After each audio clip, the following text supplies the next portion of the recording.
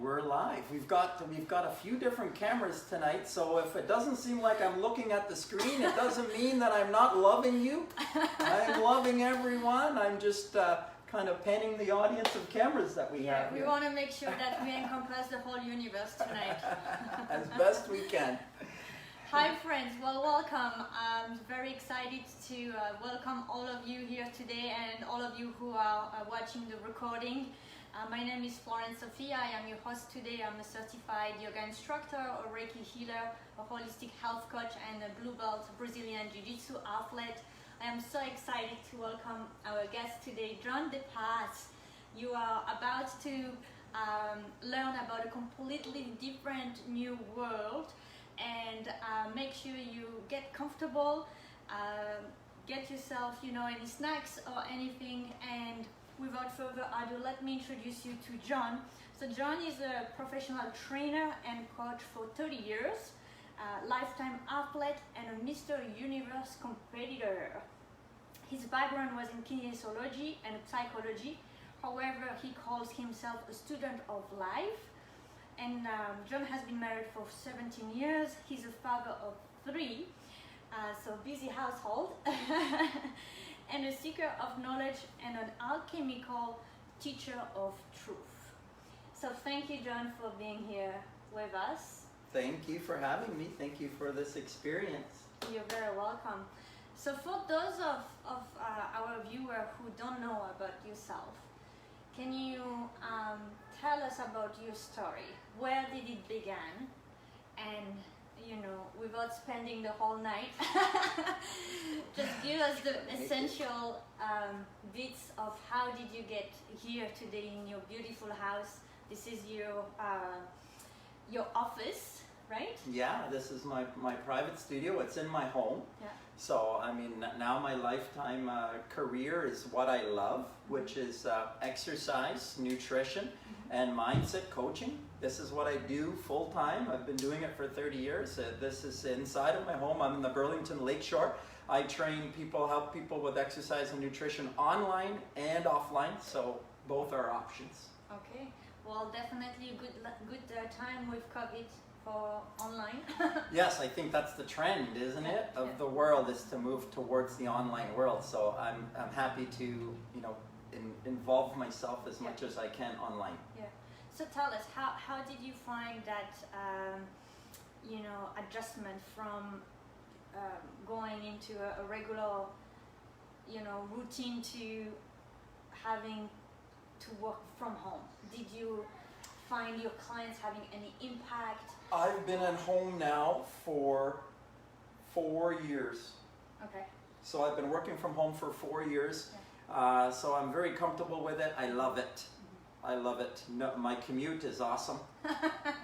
Down the stairs, yes, up the stairs? Up down the stairs, up the stairs. and if you get tired, it's so easy to take a break rather than having a cup of coffee. Yes. So you don't have to kill yourself. It's so wonderful, a gift to be working from home. Beautiful. Yeah. So John, in your earlier day, you were a bodybuilder. Yes. Walk us through that journey as a bodybuilder. Okay. How did you find your path into being a bodybuilder, and what were your biggest learning? So, I mean, I started bodybuilding actually at 13. Wow. At 19, I was already Mr. Junior Ontario. Yeah. So there was 6 years in there where I was, already very, very adamant and committed from 13 years old. And the real reason behind why I got this commitment to it was because I was embarrassed at recess as somebody that was the same age as me kind of roughed me up on the playground at recess, threw me down, made fun of me in front of everybody, especially the girls. And I was embarrassed, and I felt like I was not good enough. I was small and weak, and I made a decision at that point that I was going to do something about it. And I started working out. I got my own home gym at home. I got my own dumbbells. I got my own barbell. I made my own bench out of some crates. Wow. And I started working out at 13, and I have been doing it now. I'm 48, so it's been 35 years or more of nothing but exercise and nutrition as a focus. And it started, unfortunately, from this broken idea that I wasn't enough. So, just for everybody who is listening to us, the feeling of not being enough is equally present in men and women. I would think more predominantly for women. So first of all, I have to commend you for doing something about it, because a lot of individuals will feel not enough and will not act upon it. They will either become more introvert or just keep that emotion inside. So tell us, how did you rebuild yourself to feel enough? So the sad part of the story is that I felt like I was not enough up until very recently. Wow. So it was really 35 years of feeling like I was not enough. That was the issue. Wow, okay. So it's in the healing process that I've been through in the last 5 years that I came to realize that I made a big mistake in my life. And I went, at 13 years old, trying to build up all of this muscle on my body to become enough, to be appealing to women, to feel comfortable in my own skin, to feel safe and secure. And I put on all of this muscle. I gained, 80, 90 pounds to be in the Mr. Universe competition. I was a big, huge man. And here I am now, at 48, I'm back down to 145 pounds, 140 pounds sometimes. And that is what I was when I was 14, 15. So I went on this journey in my life where I went trying to be big, to be enough, trying to pay my bills and have a family and build everything. And then here I am back now in the same skin and the same body that I started with. And now I realize that I had it in me all along, that I was enough from the beginning, but I needed to make all of these mistakes in life before I realized that the power to heal and change our life is actually within each one of us. And every single one of us has the power to heal and change their life right here, right now. And you don't need to build up your body with huge muscles. You don't need to learn how to fight, or you don't need to make more money, or you don't need to have a better wife or better children or better anything in order for you to be fully, complete, healthy, happy, and well. You have the power within you right here, right now. And in fact, tonight I want to make sure that I show you and let you have the experience yourself, because it's one thing to talk about it. As a coach now for 30 years, I'm constantly speaking about everyone that they have enough and you have the power and you can do it, and people have all heard this before. But I think until you have the experience of actually feeling that power yourself, you are living in doubt and uncertainty and not understanding and confusion. And so I hope that tonight that we can give everyone that is tuned in the experience of actually feeling their power. Let's go for it. I want everyone that is here to have Give that. us the thumbs up, guys, if you're in with us. Show us some love. Yes. Send us some comments and messages. All right, so why don't we have a short meditation? Let's go within for a couple of minutes and have you guide us through that.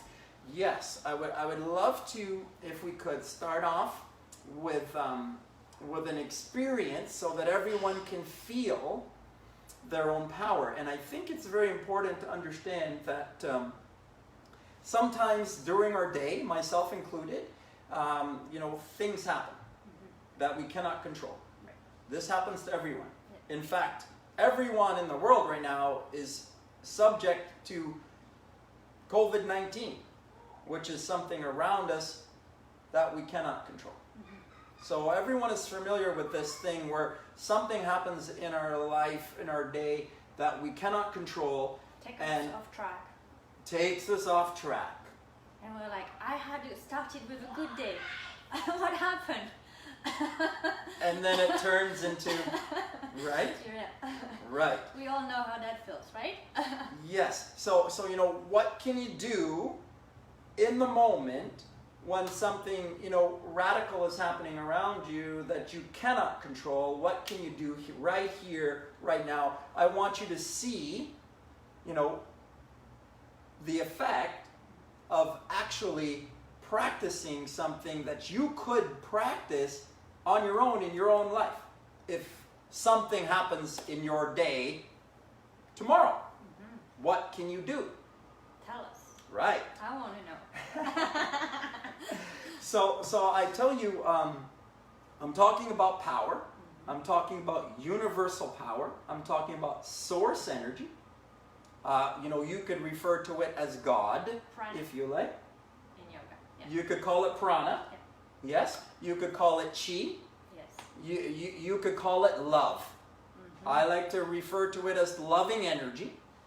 Yeah, I say that this is a universe that is built upon the energy of love. And so I like to call it loving energy, life force energy. And this is what we're talking about. Connecting into our life force energy, into our loving energy, into our prana, into our chi, into our spirit energy. Yeah. Connecting to the spirit. And it's important that actually we want to come into this spirit energy, this higher self, actually daily. Okay? So what we focus on grows. So we want to take the time to focus on this energy first thing in the morning. Yes. Okay? So every day we want to try to collect ourselves and come into our very best space. So the alarm goes off in the morning, you're jumping up, and all of a sudden, you got to do this and you got to do that. You got to get your coffee, you got to get your breakfast, you got to get the kids ready, you got to get your shower, you got to brush your teeth, you got to go to the bathroom. All these things, you got to drive to work, you got to get these things and such things done. This is what happens in our mind, and this is what happens for most people when we start our day. The alarm goes off and we're already into this. So for most people, what is happening is as soon as the day begins, they're falling into the rat race of doing. What do I need to do right now? And this is a terrible tragedy. Right.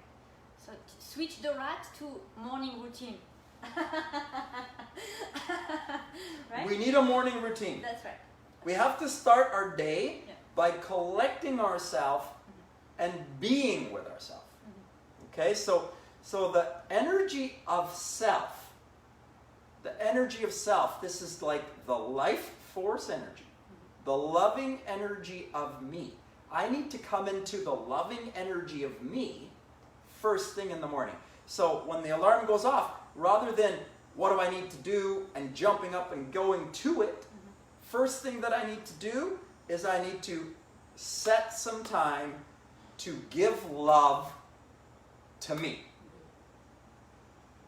I need to be with me first. I need to give love to me first. Everybody gets up and goes to work because they got to pay their bills. Right. Very few people are tending to themselves before they go and pay their bills. So it's like they're putting their bills and their responsibilities in front of themselves. And then this happens for 10 years, 15 years, 20 years, and then you're looking at yourself and you're saying, why am I not having anything in my life that I want? And why am I not happy with myself? And why is there no love in my life? And why am I upset? And the reason is because you've given yourself solely to your responsibilities. everybody has to, first of all, make themselves a priority. And that's the best way to understand that is the example when you are in a flight and suddenly the flight is about, in turbulence, something happens, God forbid is about to crash, but the idea is you put the mask first on yourself and then on the person next to you. So you give yourself the breath first, you put yourself first, fill your cup with love in the morning. It's the same kind of idea. Right? If I get my breath, then I can take care of my child. Exactly. I can take care of my loved ones. Yes. Right? And this is the same thing. If I want to be happy 5 years, 10 years, 20 years down the line, then I have to tend to the things that I love first thing in the morning. Okay, so the alarm goes off. Rather than thinking about what I need to do, I need to be. So if you are a person that is setting that alarm to get up and go to work as soon as it goes off, you're out of time, you're behind the gun and you got to rush off and do things, then you're going to have to back your alarm time up a little bit and maybe back up your before bedtime a little bit so that you're feeling okay to get up 10 minutes, 15 minutes, 20 minutes, half an hour, 1 hour, whatever you like. You're going to decide for yourself what you're going to give to you. But you're going to take that first 10, 15, 20 minutes, half an hour to just be with you. And being with you means being with your life force energy. And I think your example of putting the mask on the face is excellent, because what do you put the mask on your face for? To breathe.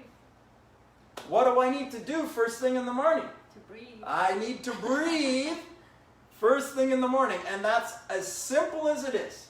You can make it as simple as that. It doesn't need to be anything more than that. You could just lay in your bed, just laying on your side, laying on your back. You could sit up, you could do it sitting, you can do it laying. It doesn't matter how you do it, but it is 15, 20 minutes, half an hour, 10 minutes at least, where it's nothing else except me being with me. Just me being with me. And what helps sometimes to be fully present is either put your hands on your belly or connect your hands to your heart center and really visualize the breath. As you breathe in, you are receiving. As you breathe out, you exhale connections, right? So that you stay connected within not just yourself, but all the people around you, because at the end of the day, we are all one. Right? Very nice. So it can be as simple as that. It doesn't have to be complicated. You don't have to be a master of anything. You can start just like that, just sitting and breathing and watching the breath. So like you said, it's to watch the entire inhale and watch the entire exhale. And it's normal that thoughts are going to come into the head. You're going to start thinking about stuff I got to do, stuff that happened. So I'm going to start thinking about moving into the future, about what I got to do today. Or I'm going to be thinking about, what happened, what my wife said, what my friend said, what my mom said, what my dad said, what happened at work. Something that happened in the past or something that happened in the future. And none of these things are of tangible power. The only tangible real power is in the present. And that's what this exercise is. It's to bring ourselves to the present, to step into the power that we all have access to, which is always only in the present. And the way to be present is to breathe. It's as simple as that. In that an in-breath and an out-breath is a moment. So as I breathe in the oxygen, I'm taking the gift from my world in the present. As I breathe out, I'm giving of my carbon dioxide, giving of me to my world. So an in-breath and an out-breath is a giving and receiving with my world. This is how I build my world. Is my in-breath and my out-breath. So the first thing I need to do is just be present. Be in my power. Come into my power. Power myself up. First thing in the morning, come into my power. I collect myself with just breath. And you can just watch the thoughts, but not react to the thoughts. It's just sitting with the thoughts. As simple as that. It could be as simple as that. Now, it could be more complicated if you want. You can say, I want to think about something specific. I want to think about what I want today. Mantra. I could do a mantra. I could say some words to myself.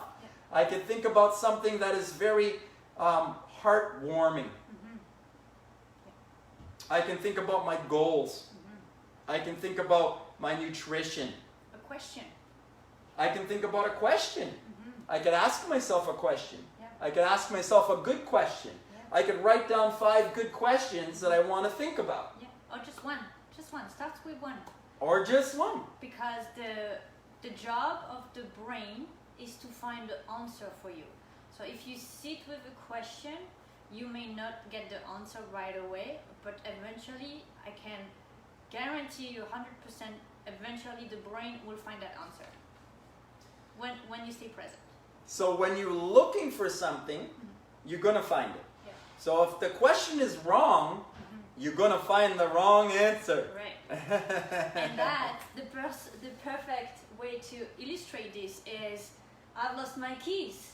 Where are my damn keys? Well, if you ask the wrong question, you will not find the keys.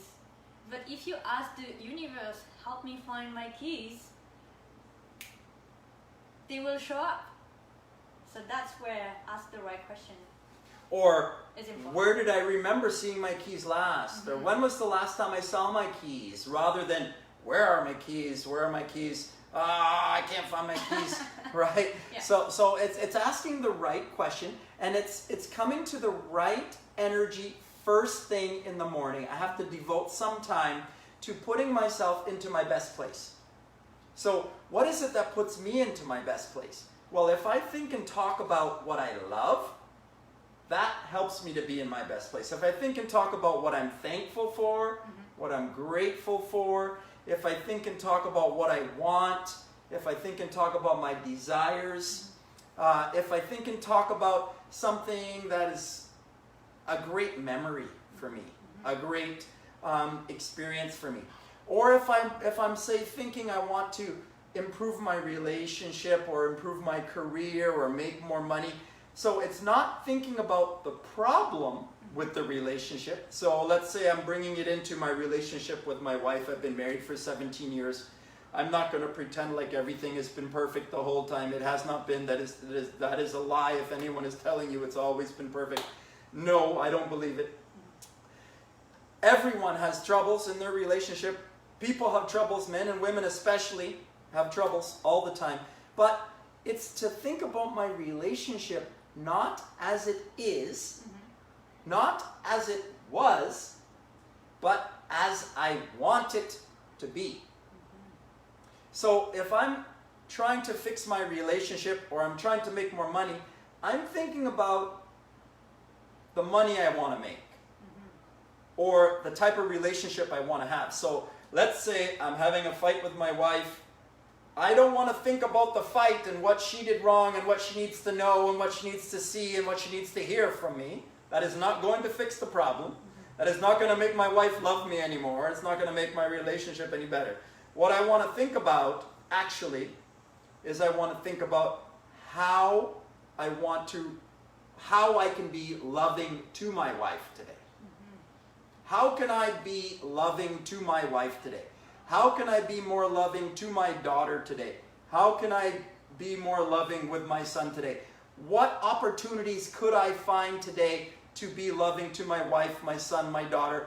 What opportunities could I find today to generate more dollars? Or if I can't think of what I need to do, then maybe I can just think about the feeling.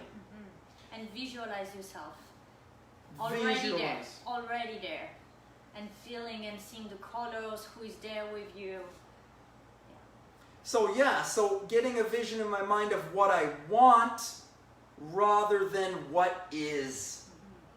If I keep on thinking about what is, then I'm growing what is. I'm making the problem worse. You're growing the weeds. Growing the weeds. This is what we're all doing, all guilty of it, myself included. So I am learning and growing, and that's why I guess I'm being interviewed tonight, because I guess somehow I must be getting something better happening for me. So it is because of thinking about what I want first thing in the morning and coming to the space. So this is what I call an intention. So this is what I call intentional living. Getting up in the morning and intending myself to move towards my best. Right? I want to have a great day today. I want to have a wonderful day today. I want to think about it. I want to speak about it. If I can speak it over into my life and my body can hear it, my cells and everything can be tuned by the vibration of my voice, then I think about it, I speak about it, I speak it over my world. I want to come into my best today.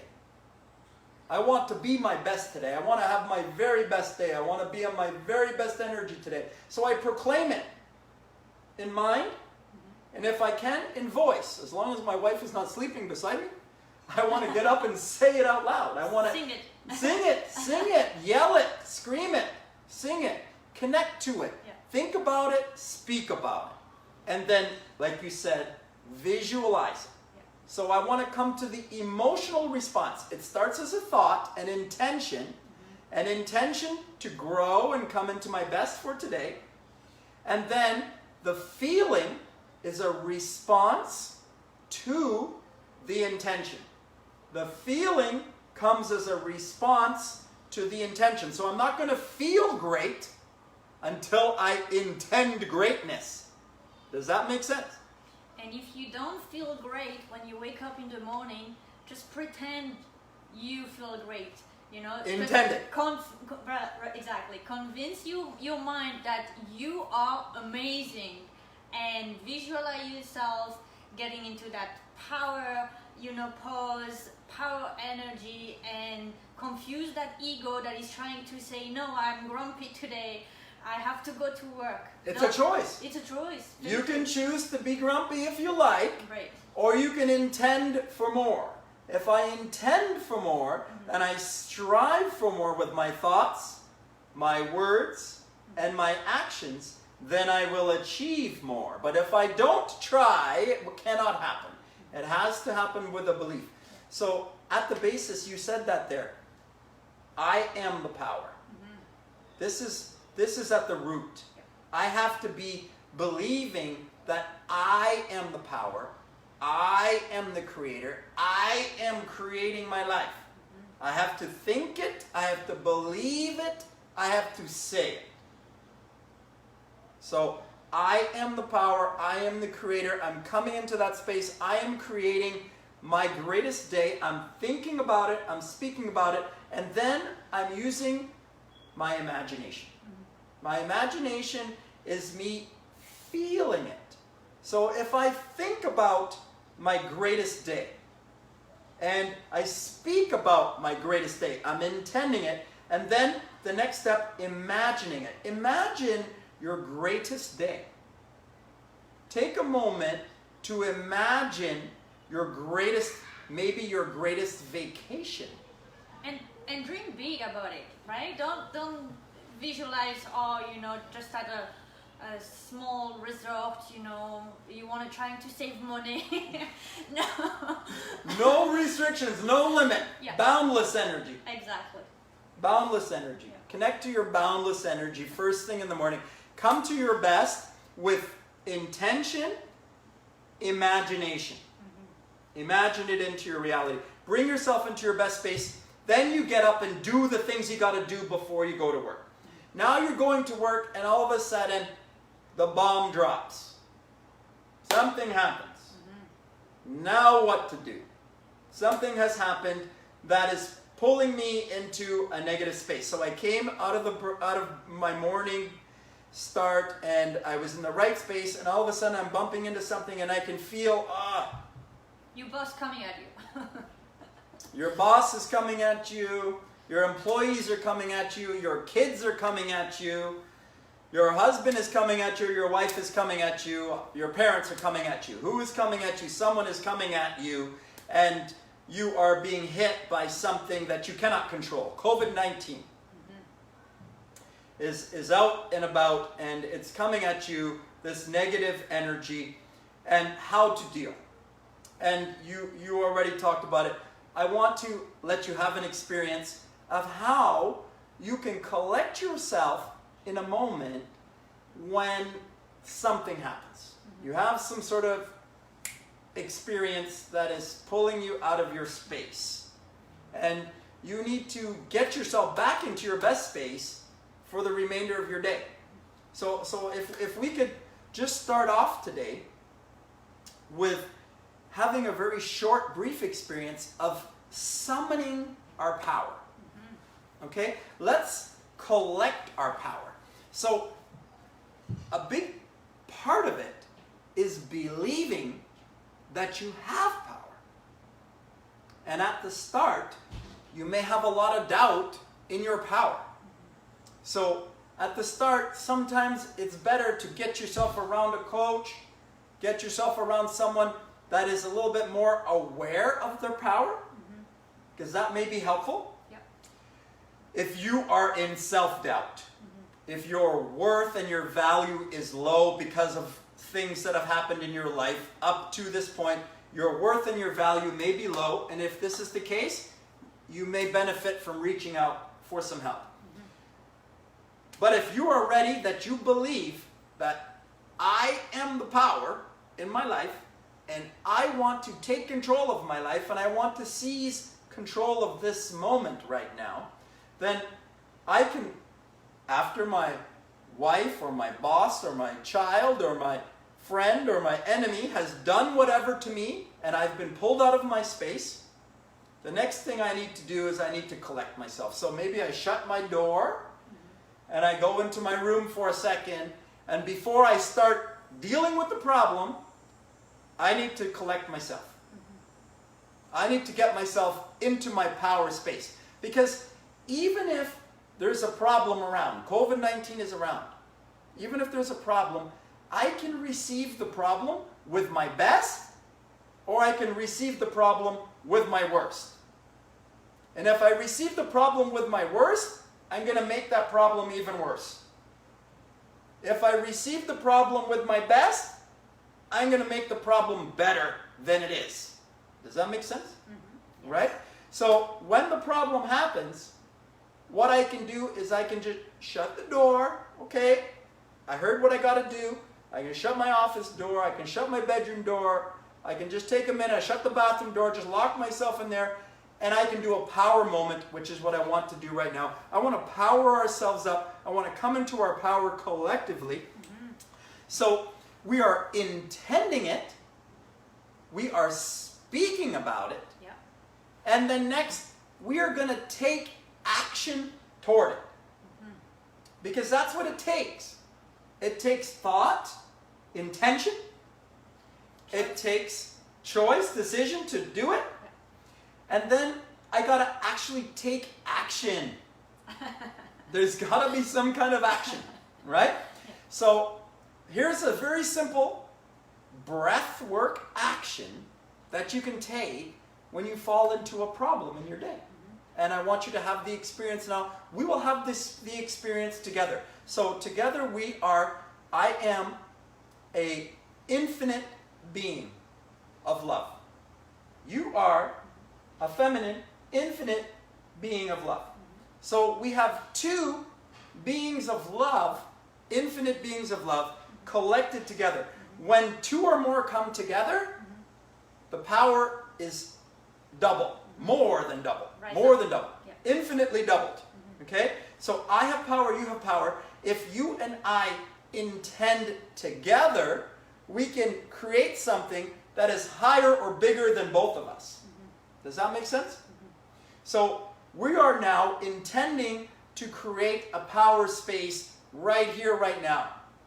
And anybody else that's watching or listening that may want to join in this power space, that may want to come into their power right now, that may want to experience their power right here, right now, you're all welcome to intend along with us. The more people that collectively focus upon this intention, the more power we all have to create some change. So I would like to create a moment right now where we're all intending to bring all of our power together to create a healing space, a loving space, a power space. And guys, remember that energies don't have space, and for people who are watching this, the recorded version, this is equally beneficial. That energy will still rise with you when you do it after the recording. It doesn't matter if you're here live, as long as you are receiving our intention, our thoughts and words, and you are intending yourself to it, then collectively the power will be there regardless. Yeah. So you can join in and participate in this anytime. So what I want you to do is I want you to just, we're shutting the door to the bathroom and we're just collecting ourselves in our office or our desk or wherever we are in our bedroom, and we're going to bring up our power right here, right now. So we said it, we intended it, we spoke about it, and now we're going to take action on it. So the action we're going to take is very simple. Only thing we're going to do is we're going to breathe. And the breath that I want to see us take right now is I want to take my deepest in-breath and my most complete exhale. Big inhale and most complete exhale. Now before we begin, I also want you to try and see if you can try to do a forced expiration. So I'm breathing in as much as I can, filling my lungs. My belly, my lungs are filled with oxygen. And then when I breathe out, naturally I feel like I want to stop here. But and guys, John is breathing out of his nose. He's using the Ujjayi breath. It doesn't have to be, okay? For beginners, if this is not something that you're comfortable with yet, just breathe in and out. No right or wrong way. Exactly. No right or wrong way. But what I want to see is I want to see that if we can get full expiration. And naturally we don't do full expiration. And that residual oxygen that's stuck inside, negative emotions can be trapped in there. So push it just a little bit. Push it out. Yeah. Push it out. So what we're going to do is we're going to begin with, let's say, 10 of our deepest, most full inhales and exhales. 10 of our deepest inhales and exhales. Let's do that collectively together to help bring ourselves into the moment. The moment is an in-breath and an out-breath. We're all coming together and creating one moment, one power moment, collective moment together, where all of our energies and all of our power is collected in this moment. Let's do that together. Just one more thing. Make sure that your legs are not crossed and that your feet are fully grounded, and that as you breathe in and out, you also feel the energy from the earth and the cosmic energy intertwine and flowing through your body, right? That's that energy, that loving energy that's within. It's also all around us. We just need to tap in, and we do that through the breath. So ground yourself, feet nice on the floor. If you can feel the mother energy and the cosmic energy, that's great. If you don't, that's okay as well.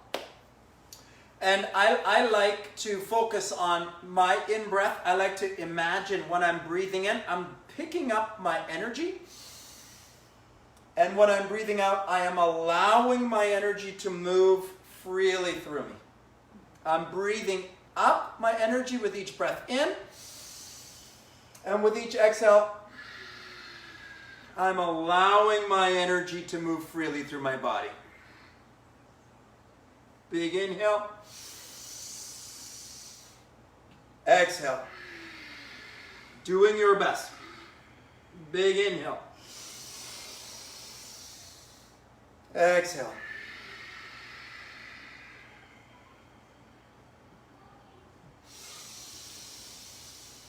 Everybody working at their own pace, everybody doing it at their own time, everyone collecting their own power, everybody breathing up their energy, everybody allowing their energy to move through as they breathe out. Collectively together, we're creating a healing space, we're creating a loving space, we're creating a power space. Breathing, let's see 5 more nice deep breath.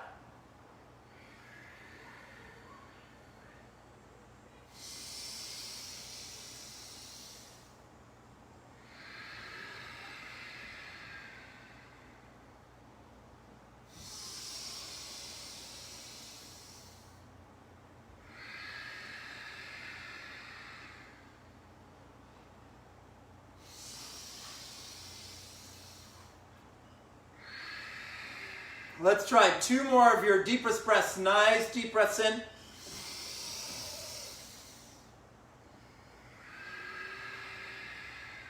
On your last breath, I want you to breathe in and hold. Breathe out, breathe in and breathe out.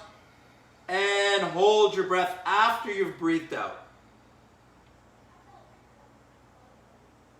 Holding your breath as long as you can. Intending in your mind, I am the power. I am the creator. I can create change in my life. I can change this circumstance. I am going to meet this circumstance with my very best. I am going to heal, change, fix this circumstance. Thinking it in mind, visualizing it, coming to that decision in mind, and letting go of your oxygen whenever you have to. And that's a simple power moment. You could do that breath work for a minute or 2. Hyperoxygenate the body. Hyperoxygenate the body. And breathe out. And then in your mind, I am the power. I am the creator. I am creating change. Things that are empowering thoughts in mind. And then stepping out and addressing your circumstance or your situation with your best. That's just a simple, very simple. Beautiful. Thank you, John. Just a very simple power moment. A way to deal with something in the instant. You could do that 2 times. You could do that 3 times. You could do that 5 times if you really feel like you need to summon up your energy. But hopefully you can feel from that you already may feel a little bit, I feel a little bit more alert, I feel a little bit more warm, I feel a little bit more, ready to go, like energized, ready to take some action. Clear in the mind. Yeah. Ready to deal with the circumstance. And that is really alkalinity inside of my body. We have just alkalized our body by hyperoxygenating the body. So bringing oxygen into the body creates an alkaline physiology. So oxygen changes the physiology of the body. And if I take in lots of oxygen, I can change my internal physiology. Right? So if I get out for a walk first thing in the morning and start breathing, I can change the alkalinity of my body. If I get out and breathe and I think and speak about the things that I want and I power myself up first in the day, I can take action with movement. Movement stimulates breath. I can get moving and breathing first thing in the morning. It doesn't have to be rocket science. I can get up, I can go for a walk. I can start in bed. I can get up and go for a walk, and then I can go begin my day. Set your clock 30 minutes earlier, 20 minutes earlier, an hour earlier. Begin your day by collecting yourself and alkalizing yourself first thing in the morning, just by collecting yourself. And if something comes up during the day, you deal with it by alkalizing yourself, right? With your breath. Very simply, in an instant, with your breath. And going further there's other things that we can do other than just the breath to alkalize and change our body throughout our day. Let me just touch on a few things. So for those of you who don't have a morning routine yet, it may sound overwhelming. And just keep in mind that if you wake up and you used to wake up and be go, go, go, go, go, and you don't know where you start the day, a good tip is get a board from the store and write down what are the things that you have to do, the 3 things that you should start your day, so that when you wake up, instead of going into your thoughts, look at your board and say, oh, this is what I have to start. So then you pause and you don't let your mind run. You just stay on track for you. What is it that you need first? Because sometimes our thoughts tend to carry us away. And by, either putting a reminder on your phone or writing it down on your bathroom mirror, whatever works for you, and play with it, right? Like maybe one morning this may not work. Maybe you need to change it around until you find what works for you. And also, breathing, you don't need to sit down 20 minutes, half an hour, just sometimes 5 minutes to collect yourself. Start with 5 minutes, start small and then build on it, right? Like the visualization can just be visualize how you want your day to be, or visualize what are the 5 things you're grateful for, and then go on with your day. And then the next day or the next month, give yourself baby steps, and until you get to build to that 10, 15, maybe sometimes 20 minutes meditation. And even if you do it on the subway or some places else, it is still as powerful. So remember, you are in control of when is the right time to do it, and don't beat yourself up if you're like, oh my god, I needed 10 minutes, they told me to do 20 and I just did 5, maybe I don't get the benefits. No, actually you do. Okay, so choose what works for you, start with what works for your schedule, and then eventually, if you can, add on it or just spread it along the day. Wonderful. And I love what you said about the mind taking you away. If you don't write it down and build it and write down a new habit for yourself, you're going to go back into your old habit. So you need to build a new habit. You're going to have to write it down first, probably. This is what I'm going to do. 66 days. 66 days, guys, to build a habit. Not 21, 66. And then, like you said, it's thoughts that can pull you away. And then sometimes it may, like you say, feel overwhelming. Well, if you start with 5 minutes or 10 minutes and then you see that you feel better because of that when you're going to work now, then maybe you're going to say, if 5 minutes or 10 minutes made me feel better, maybe now if I do 20 minutes, it's going to be even better. So allow it to grow naturally. It does not have to be a force, like to take on something that's overwhelming. Let it happen naturally.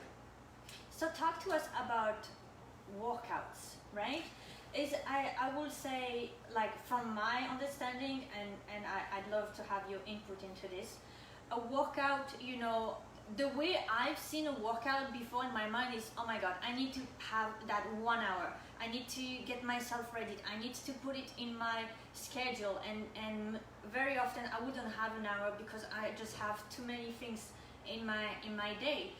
And now I'm actually, no, I just need 20 minutes, high intensity, and I feel super good to get going with my day.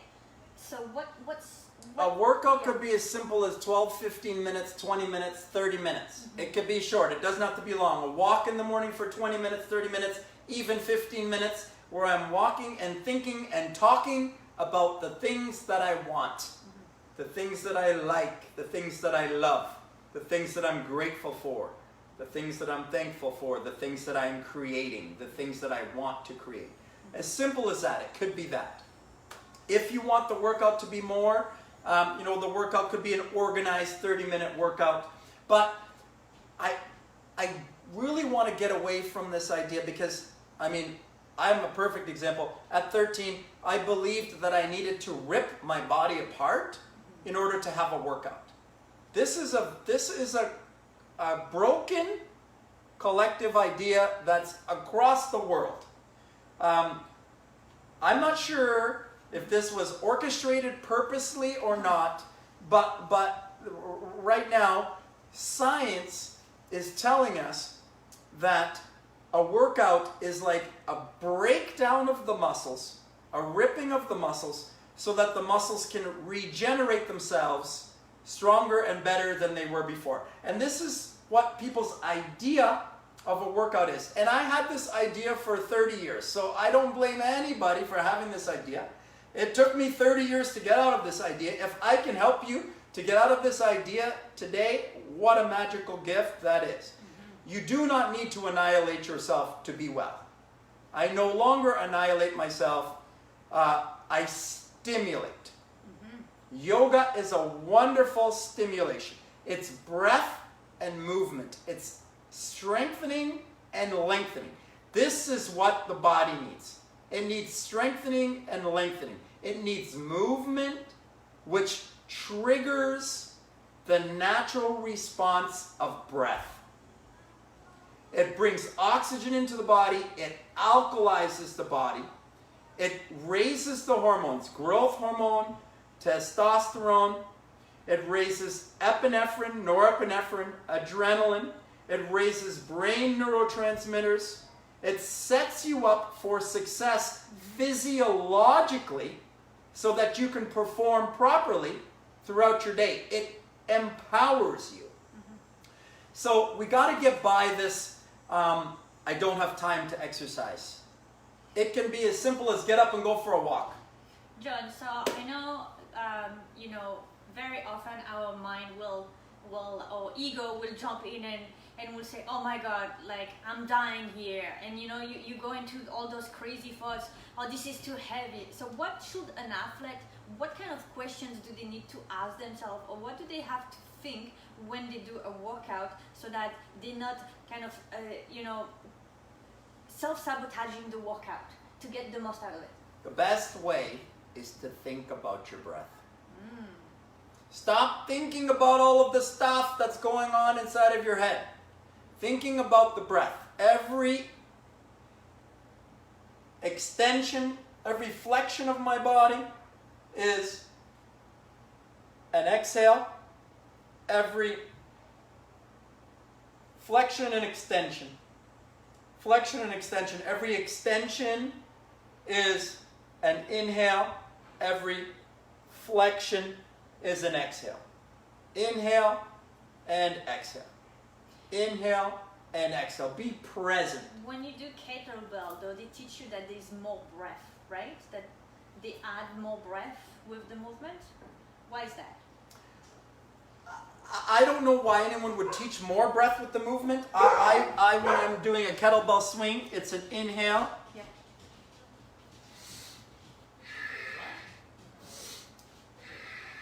It's an in-breath and an out-breath with each movement. Yeah. Every movement should be an in-breath and an out-breath. Every movement should be a flexion and an extension. Every movement should be two. Every movement should have an inhale and an out-breath. And that's where I want to center myself. My workout should be centering me in my breath. In yoga, we are getting into position and we are breathing. So in yoga, we're coaching that. Yeah. But in the gym, we're coaching, rip your body apart. Visualize your muscles. Rip your body apart. Destroy your body. I don't know where it comes from, but it is not right. It is not right. I tell you, science, the science of exercise science might be 110 years old. Arnold Schwarzenegger was in the 1970s. Before Arnold Schwarzenegger, there bodybuilding, who even knew what it was? The Olympics, the modern day Olympics is like 1903, 1904, like the time when people actually started training for an event. It's not 110 years old. The science of what they're teaching is not over 100 years old. I'm going to say, realistically, what they're teaching in the gym, what everyone is teaching in school for science of physiology of science, it is 50, 60, 70 years old. Now, the truth is that people were fit and healthy and happy and well before 70 years ago.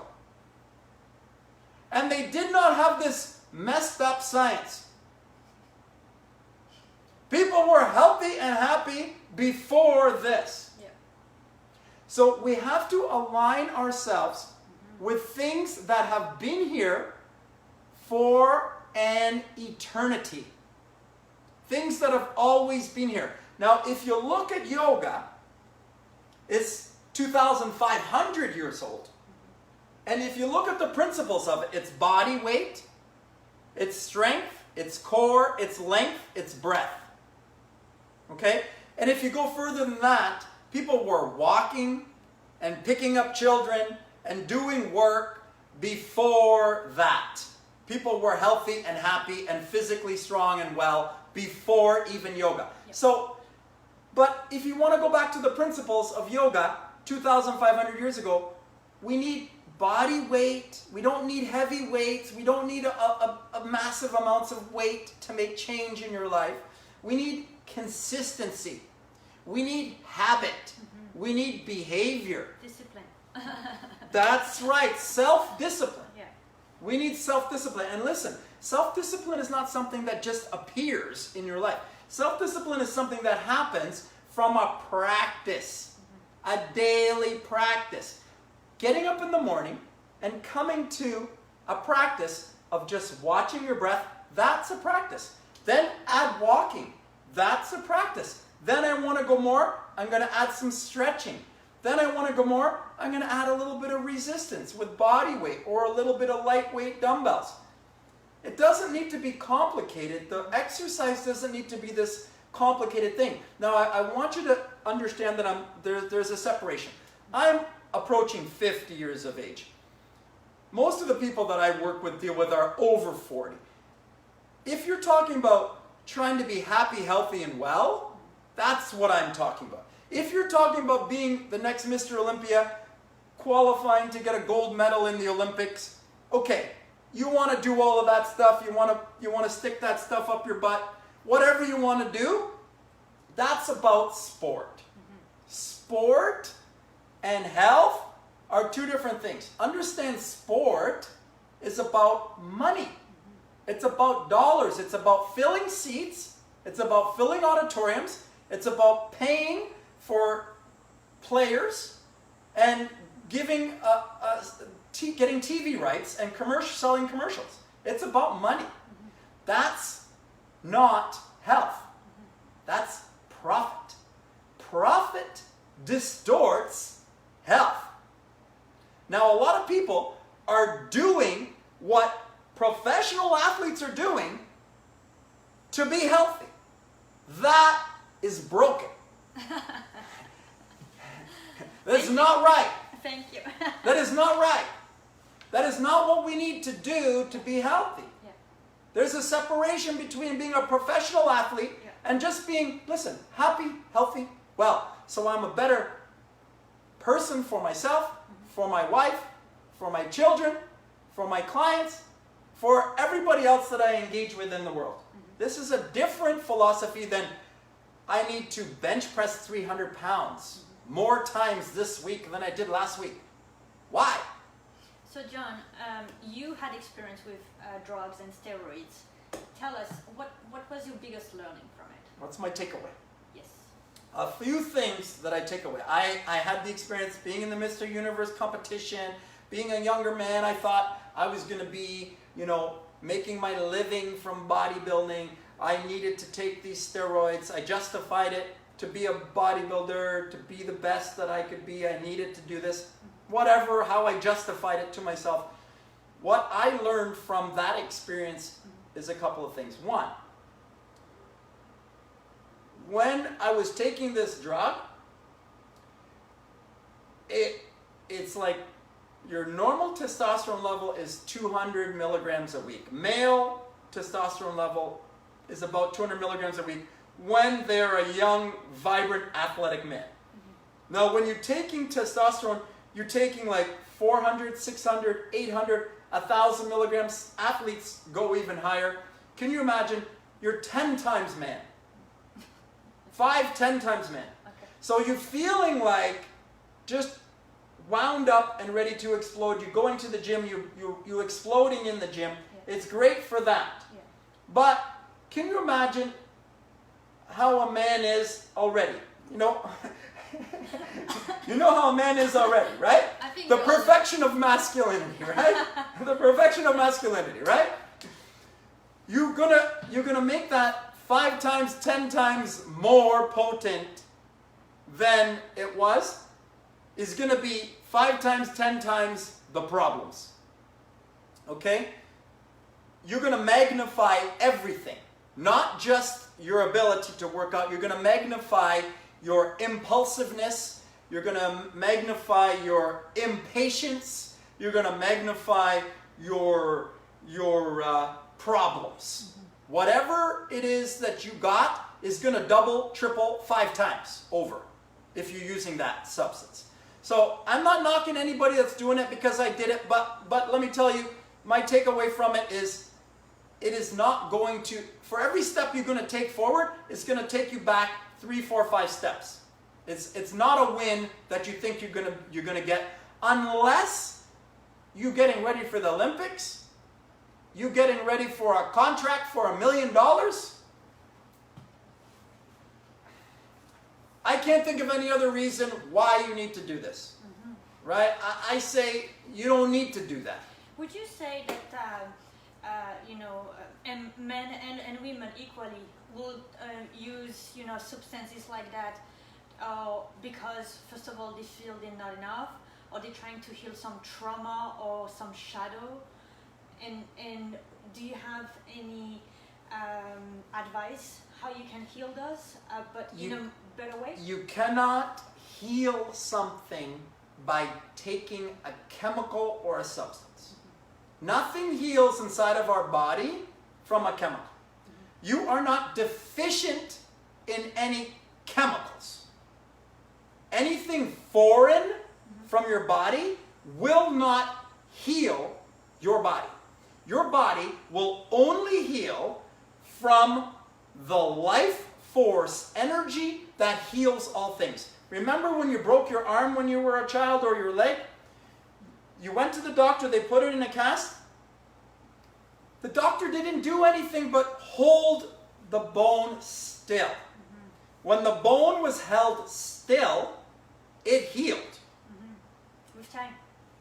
Time and stillness heals. You need to be still. First thing in the morning, come to stillness. End of your day, come to stillness. If anything goes wrong during your day, be still. That's what you need, stillness. Now, one other thing that I take away from my steroid experience that I really want to share is that when I was taking steroids, my body stopped producing steroids. So my own testosterone level stopped. Now, what I learned from that is that when I started to take, when I stopped taking steroids, is my testosterone level was low and I felt terrible for a period of time. 6-8 weeks, it's very bad. And then it starts to build up again and it restores over a number of years until it's perfect again. But what I realized is that my body started again to create the things. Once I stopped taking the thing, my body started to return to what was natural. When I stopped. So what I learned from that later in life is the same thing about food. Is that we have been brainwashed from grade 1, grade 2. We've been told we got to eat these food groups and all of these foods and all of these proteins and all of these nutrients and getting all of these vitamins. We've been programmed by life, by school, by the world, that health is nutrition, vitamins, minerals, and annihilating our body in the gym. That's what we've been told. It's not annihilation in the gym. I've already talked about that. It is not, health is not vitamins, minerals, protein requirements, and starches, and all the rest of the stuff that you've learned, breads and cereals, and all of the stuff that you think you need to have. That is not what health is. Health is an energy that is inside of you. Health and love are inside jobs. They are an energetic footprint, a frequency, a vibration that is within you. You have love. You have health. You need to remove the obstacles that are blocking you from your love, from your health. That's the ego? Mind is the biggest. The problems of thoughts that we've been programmed, all of these foods we think we need, all of these habits that we've picked up. I need my coffee, I need my alcohol, I need my steak, I need my sex, I need my shopping, I need my vacation, I need my... All of this stuff that you think you need, that's what's blocking you from your health, your love, and your abundance. The thought, the idea that you need something outside of you, that is the broken problem that's taking your love and your health. I think you need to repeat that. Your health is within you. You have health. You just need to remove the obstacles that are blocking you from your health. The obstacles are psychological, mental. They are habits. They are behaviors. They begin with thoughts. They turn into words, and words turn into habits and behaviors. Habits and behaviors, thoughts, words, that's blocking you from your health because you've been programmed into believing that you need this coffee, you need this breakfast, you need this lunch, you need this snack, you need this dinner, and you need this alcohol to go to bed, or you need that sleeping pill to fix your stomach, and all the stuff that you think you need. It's actually the companies and the manufacturer that needs the money from you. And they market it in such a way that you are brainwashed to feel thing that you need. And I want to repeat what John just said. It's our thought that we think that we need something from outside. So how do we counter this? What's the process? So the process to counter this is to come to the realization that I am the power. The power is within me.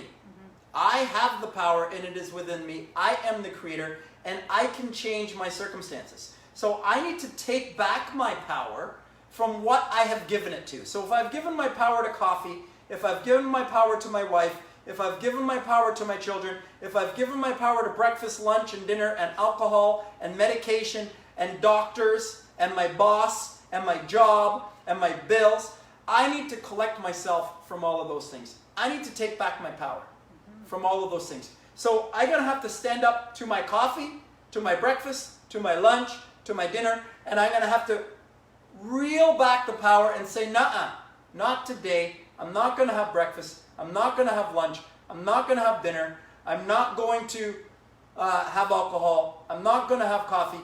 I'm going to take a break from all of these things, and I'm going to reset myself with emptiness. So what do you tell yourself throughout the day, right? Because the mind will keep attacking you, and anywhere you will look around, you're gonna see food, you're gonna see whatever you are stopping yourself. It's gonna be multiplied by 1,000.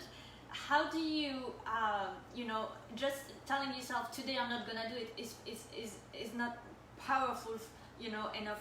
What's the process? What's the thought process? How do you help yourself getting there? It's honestly, it's a practice.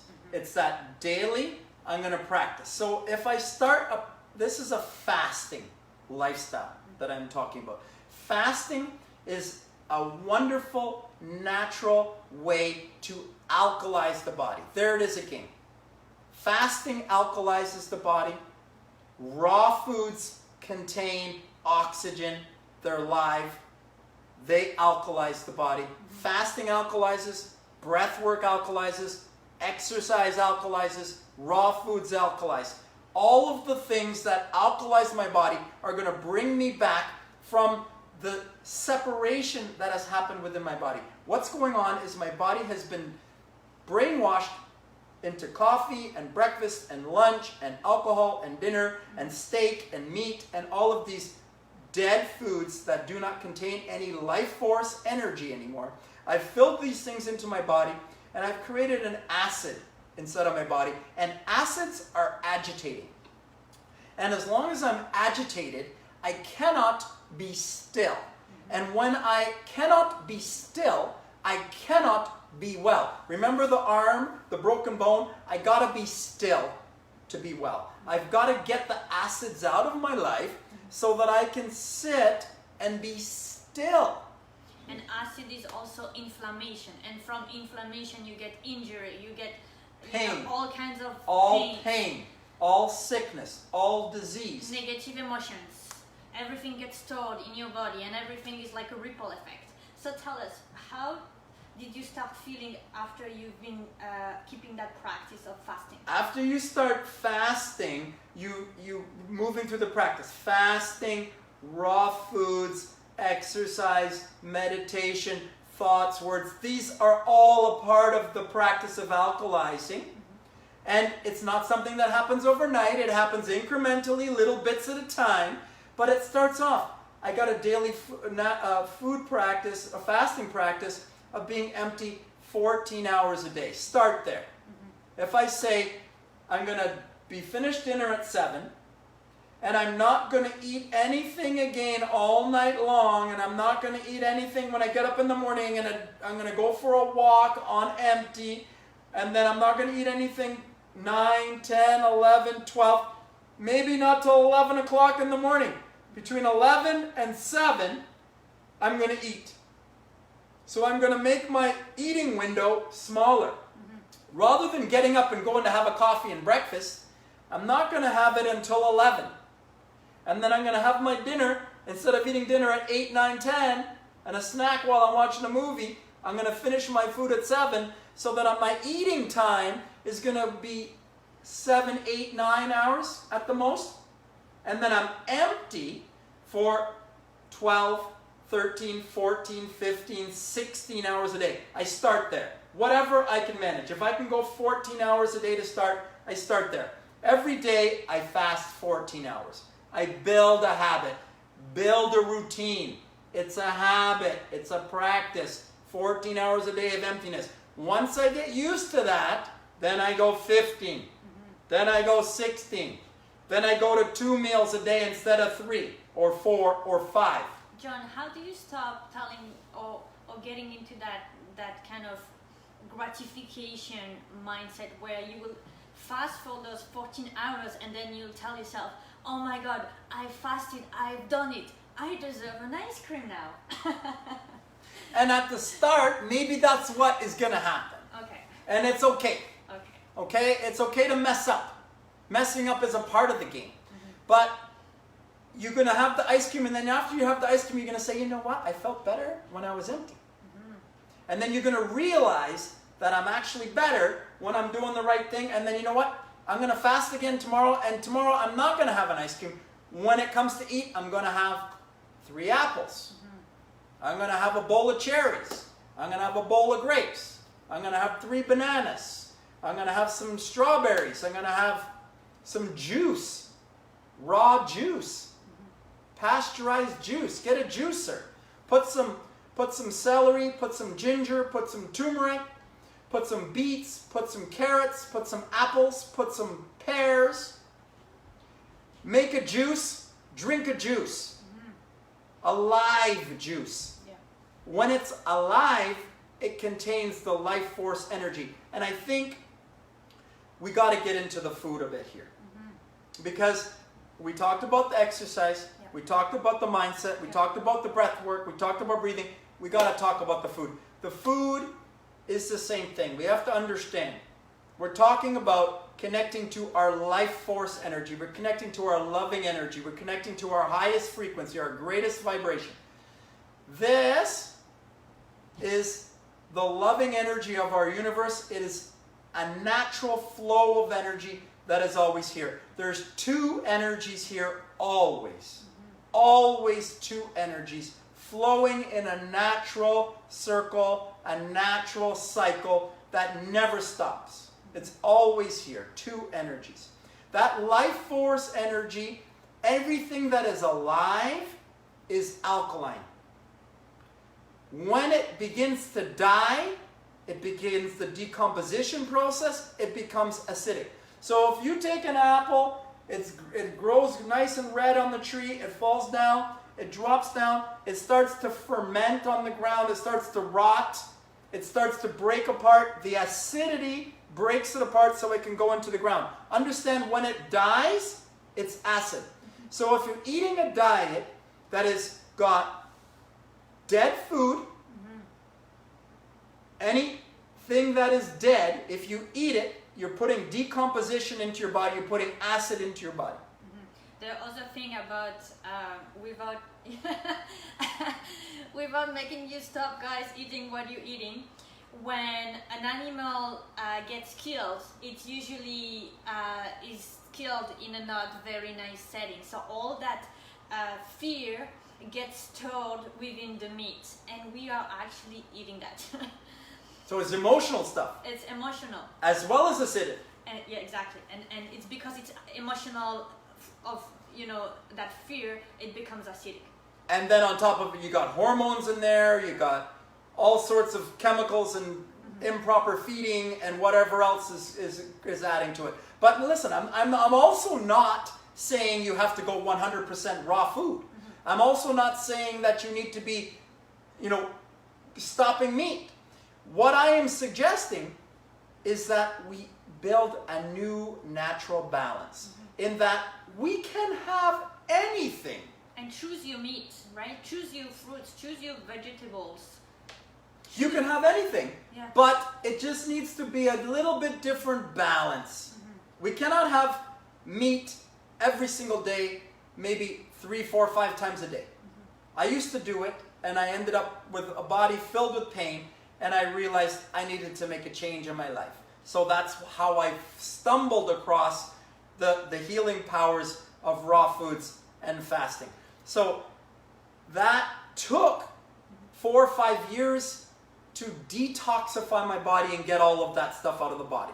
But it doesn't happen overnight, and it doesn't mean that I have to give everything up either. It just means that I need to be most of the time in the right. So I look at it over a course of 7 days. If there's 7 days in a week, I need to be perfect 4 days.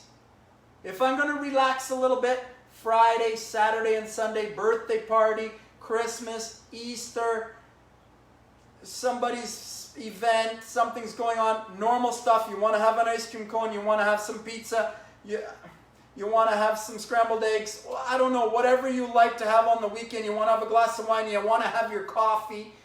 Have it on Friday and Saturday and Sunday. Listen, Monday until Friday afternoon, make a commitment to yourself. Make a commitment to your best self.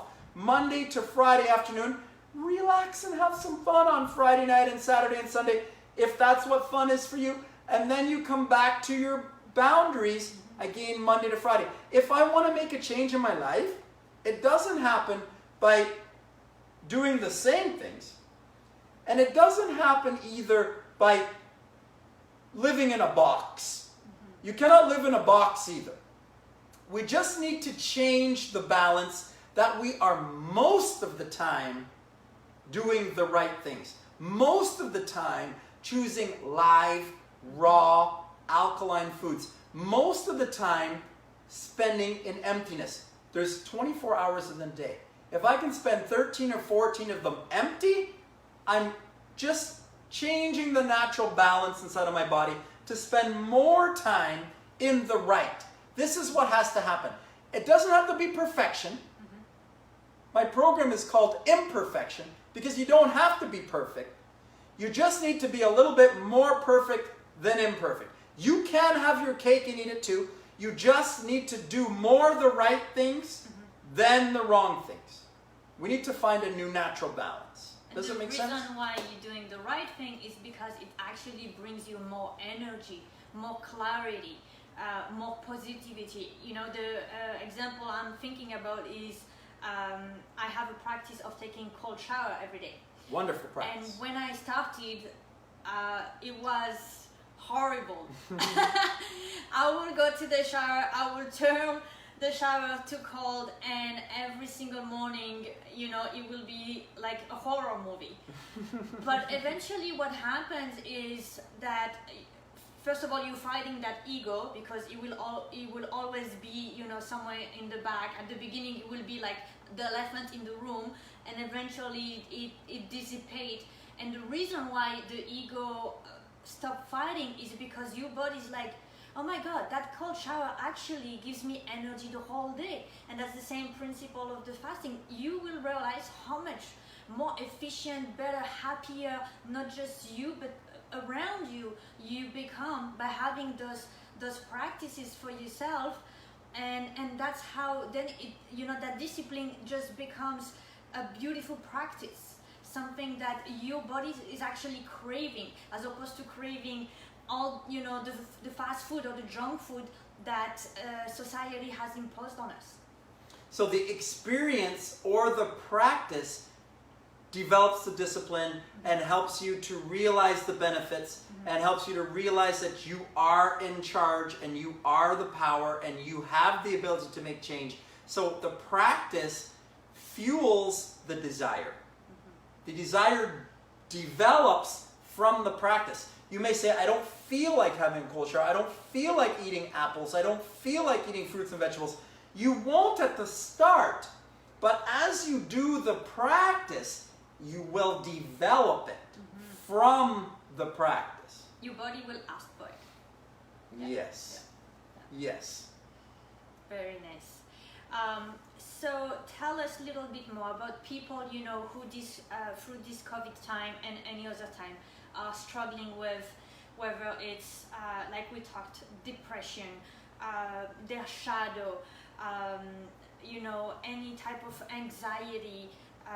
How can they, you know, find through the breath, through a routine, or is there any other advice that you have of practices that you want to share so that people have more tools in their toolbox to find that center and that balance?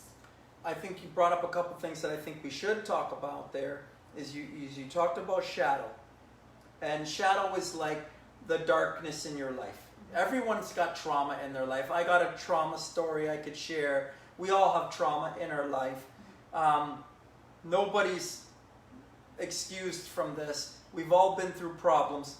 The thing with trauma is it's something from the past, right? I can't tell you when it's time to let go of your trauma. Everybody is going to decide for themselves when it's time to let go of the trauma. My mother died when I was 19. Dad made me move out. I was all alone. I had some problems. I got into a lot of problems. I got into a lot of mess. I went bankrupt twice in my life. My body was filled with pain by the time I was 40. My relationship was a mess. My relationship with my children was a mess. I had to make some changes in my life. I had some trauma in my life. And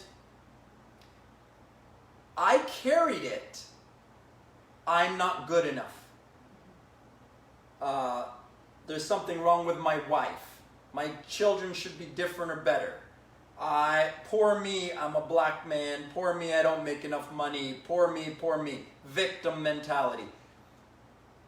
You can hold it if you like. You can hold on to blaming your partner. You can hold on to blaming the dog, blaming your boss, blaming the economy, blaming the society, blaming what happened in your past. I was molested. I don't want to make it seem like I'm not respecting you. Whenever you are ready, everybody at some point in their life has to say, okay, this happened to me. And now I'm ready to accept it. Yeah.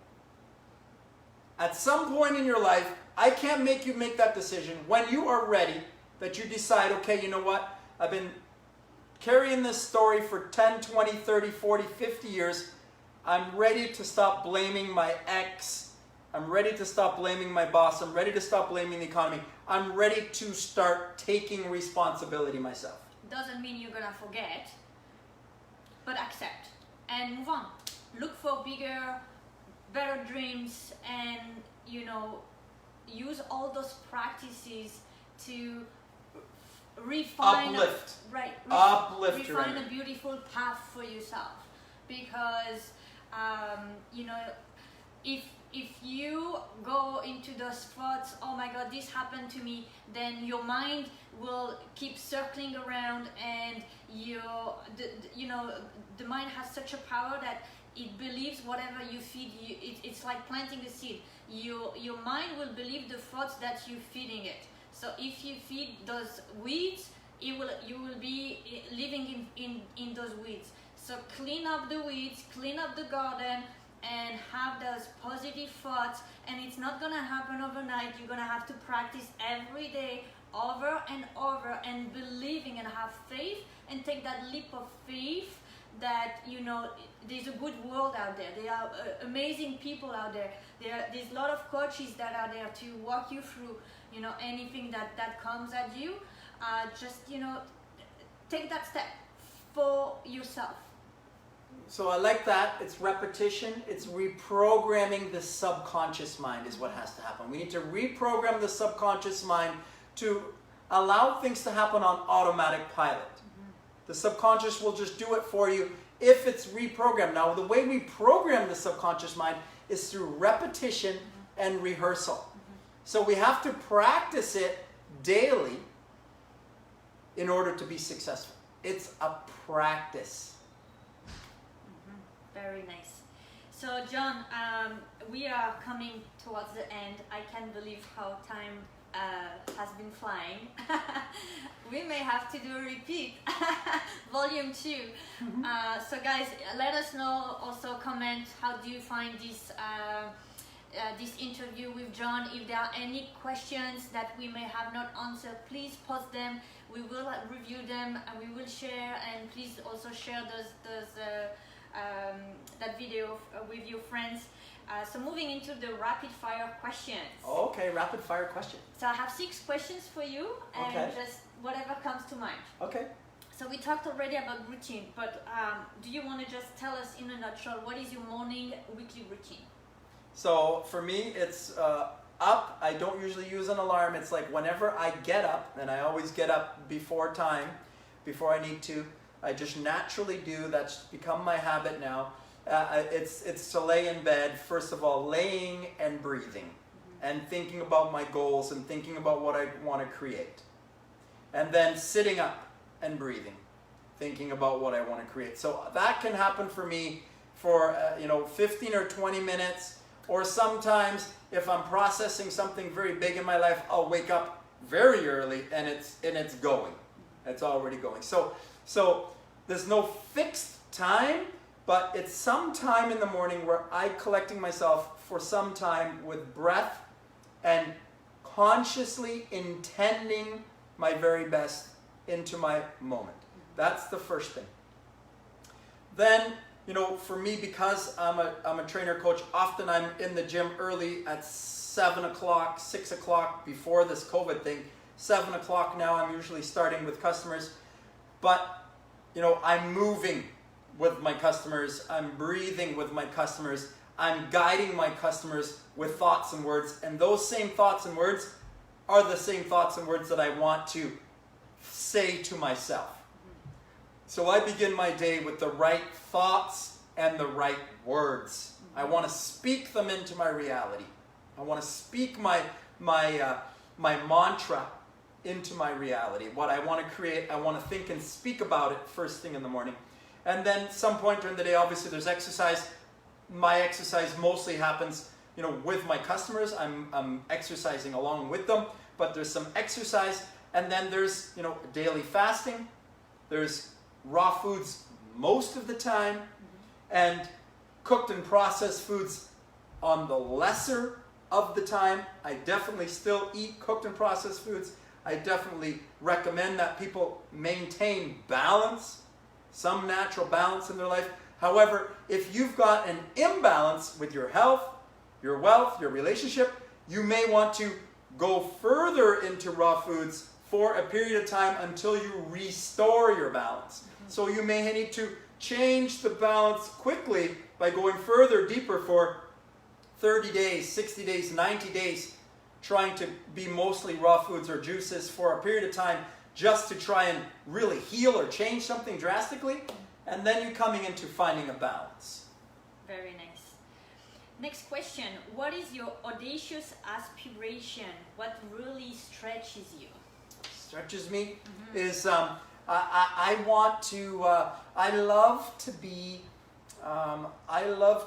in the meditative space. I love to be in the high frequency, the high vibration of positive thoughts and words. I like collecting with people that are also on that pursuit and speaking and doing those things. So I really like the retreat space, because at the retreat everyone is coming with a desire, a passion, a commitment, a focus, an intention for change. I love to create change. I love to be about change. I love to facilitate and help change. So I like to be around that. I love the retreat space. I would love to be running a retreat in August. Hopefully, maybe some people may have interest. August 20th, 21st, and 22nd. I'd like to run a 3-day retreat in August. This is something that's very dear to me. I'm thinking it's going to be a men's retreat where I can be facilitating in this space in the gym, exercise, yoga, breath work, nutrition, mindset coaching, meditation, grounding, sun gazing, getting out into nature, and building up the frequency for myself and with others in a team, in a group. This is my biggest dream, is to be coaching, teaching in a group setting, and being collectively in a space that I'm doing that. I like that the best. So that's in the planning stage. That's coming together now, August 20, 21, 22. If you're interested in a men's retreat here in Burlington, awesome. I like the online retreat. If you'd like to do it online, I'm having an online retreat in August as well too. August 17th to the 27th. It's going to be a 10-day exercise, nutrition, and mindset coaching time. If you'd like to get some free coaching time with me, I'm going to do a 10-day free coaching in August. I'm going to do an offline in my studio retreat in August. If you'd like to get into retreat space, this is my greatest passion. So for our viewers who'd love to join you, where do they find you? Find me on Facebook, find me on my website, find me on my email. It's John dePass. My business is High End Fitness. That's HIEND, high-end fitness.com. That's my website.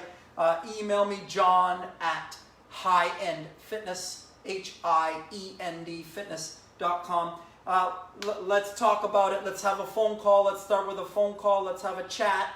Let's see if you like what I'm talking about. Hopefully you've heard what I'm talking about, creating change. If you'd like to create change in your life, if you'd like to fix your relationship, if you'd like to make more money, if you'd like to lose weight, if you'd like to heal pain, if you'd like to fix sickness, illness, or disease in your life, you can. You have the power.